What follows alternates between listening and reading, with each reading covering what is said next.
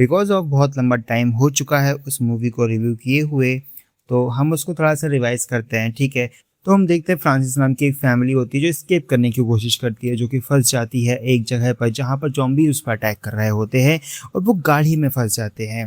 तो वहाँ से वो जैसे ही बच के वापस आते हैं अपने घर पे तो फ्रांसिस के बच्चे को पता चलता है कि उनका जो बड़ा बेटा है वो अपना सगा बेटा नहीं है, वो है उनके चाचा का लड़का। अब दिखाया जाता है कि फ्रांसिस उसे लेकर बाहर आ जाता है और उसे गन पकड़ा देता है और उसे सामने शूट करने को बोलता है। पर वहीं पर उसी समय एरिस भी वहां आ जाती है और एरिस उसे कहती है कि तुम ये सब क्या कर रहे हो, लेकिन उसका बड़ा बेटा जल्दी से उस लक्ष्य को शूट कर देता है। बड़ा बेटा जब अपनी माँ की बातें सुनता है पर वह हिम्मत करके फिर शूट कर देता है और जैसे ही वह गन शूट करता है गन की आवाज़ सुनाई देती है। बहुत सारे ज़ॉम्बीज़ आसपास से निकल आते हैं और उनके पीछे पड़ जाते हैं। बहुत ही मुश्किल से वे लोग जान बचाकर वहां से भाग जाते हैं, लेकिन ज़ॉम्बीज़ बहुत सारे होते हैं तो वे उसके पीछे घर के दरवाजे तक आ जाते हैं। उसी समय एक कार आती है हॉर्न और लाइट चलाकर ज़ॉम्बीज़ का ध्यान अपनी ओर खींचती है और ज़ॉम्बीज़ जैसे ही हॉर्न और लाइट को देखते हैं वे उसके घर को छोड़कर उस गाड़ी की तरफ भागने लगते हैं और वही कार वाला अपनी कार को लेकर वहां से चला जाता है। अब ज़ॉम्बीज़ के वहां से चले जाने के बाद फ्रांसिस अपने बड़े भाई के पीछे चला जाता है और अब वह अपने बड़े भाई से कहता है कि अब वह क्या लेने आया है। फ्रांसिस उसको ये कहता है कि उसके माँ बाप मर चुके हैं और उसका अब यहाँ कोई काम नहीं है, इसलिए यहाँ से चले जाना ही बेस्ट होगा। फ्रांसिस का बड़ा भाई ये कहकर वहां से चला जाता है। अब वह उस कैंप की तरफ जा रहा होता है जहाँ पर लोग हैं और वह उस जगह का मैप अपने भाई को भी दे देता है। फ्रांसिस मैप को लेकर जलाने लगता है, लेकिन वह ये सोच रहे रुक जाता है कि शायद उसे बुरे वक्त में ये मैप काम आ सकता है। उसके बाद वह अपने एक छोटे बेटे को देखता है जो बेसमेंट में खेलने चला जाता है और वहीं खिड़की के उस तरफ एक बूढ़ा ज़ॉम्बी उसे नजर आ जाता है। तबीयत काफ़ी ख़राब हो जाती है, लेकिन तभी वहाँ पर एरिस आ जाती है और वहाँ उसको समझाती है कि वह बुढ़ा है, ये भाई ज़ॉम्बी कुछ भी नहीं करेगा। फ्रांसिस ये सब सुन लेता है और वहाँ से जाकर ज़ॉम्बी को मार देता है।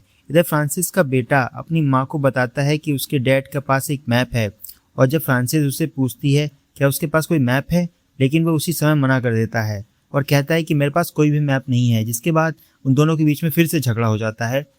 फ्रांसिस गुस्से में आकर अपने बच्चे के सामने अपनी वाइफ के बारे में सब कुछ बोल देता है और वह यह भी बोल देता है उसकी वाइफ यहाँ रहना नहीं चाहती क्योंकि वह अब उसके भाई से प्यार करती है और वह नहीं जाना चाहती है।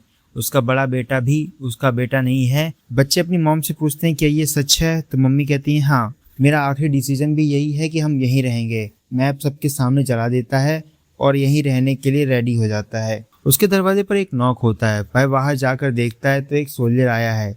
जख्मी सोल्जर कहता है उसे एक ज़ॉम्बी ने काटा है, लेकिन वह कहीं दूसरे कारण से जख्मी है। अंदर आने के बाद सोल्जर कहता है कि वह कैंप से वापस आ रहा था जहां बहुत सारे लोग थे, लेकिन वहां पर ज़ॉम्बीज़ ने अटैक कर दिया है और वहां पर उस समय एक गाड़ी आई और उस गाड़ी वाले ने किसी तरह बचा लिया और बचाने के बाद उसको यहाँ का एड्रेस दे दिया और उसे कहा मेरा भाई यहाँ रहता है, तुम वहाँ चले जाओ, जब तक तुम्हारा दिल चाहे तब तक वहाँ तुम रह सकते हो। इसके बाद वह आदमी रोने लग जाता है और कहता है कि पता नहीं वह इंसान बचा होगा भी या नहीं, क्योंकि उसने मेरी जान बचा ली पर खुद बच पाया या नहीं इसके बारे में नहीं पता।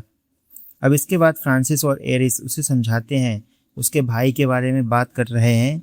एरिस ये सुनकर काफ़ी दुखी हो जाता है कि अब वह कहीं भी नहीं जा सकता है और उसे इसी घर में रहना पड़ेगा। इसके बाद हमें रात का समय दिखाया जाता है और इसी समय एरिस का बड़ा बेटा उसके पास आता है और उसे कहता है कि वह जान चुका है कि फ्रांसिस के बड़े भाई का बेटा है, लेकिन वह इस फैमिली को ही अपना सब कुछ मानता है, फ्रांसिस को ही अपना डैड मानता है, इसलिए वह अपनी फैमिली के लिए कुछ भी करना चाहता है। जिसके बाद बड़ा बेटा घर छोड़कर वहां से चला जाता है। अब सुबह फ्रांसिस उठता है तो वह हर तरफ देखता है अपने बड़े बेटे को, वो कहीं दिखाई नहीं देता है और वह गुस्से में आकर जख्मी सोल्जर को मार देता है। इसके बाद एरिस उसे समझाती है, लेकिन वह एरिस पर भी गुस्सा करता है और उसको भी मारकर एरिस को बेहोश कर देता है।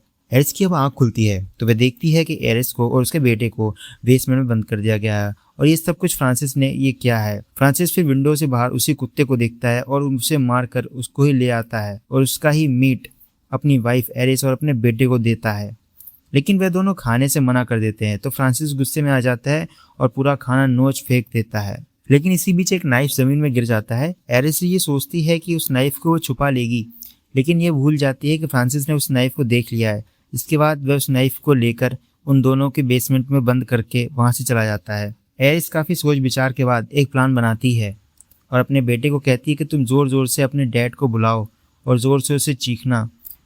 जिसके बाद उसका छोटा बेटा ऐसा ही करता है। अब वह आवाज़ सुनकर फ्रांसिस डर जाता है और फ़ौरन बेसमेंट में आ जाता है और जैसे ही दरवाज़ा खोलता है एरिस उस पर हमला कर देती है और अपने बेटे को लेकर वहाँ से भाग जाती है। It is a motivation for me to make more videos like this. अगर आपको वीडियो पसंद आई है तो वीडियो को लाइक कीजिए, चैनल को सब्सक्राइब कीजिए और हो सके तो एक कमेंट ज़रूर कीजिएगा। Thank you, have a nice day, bye bye.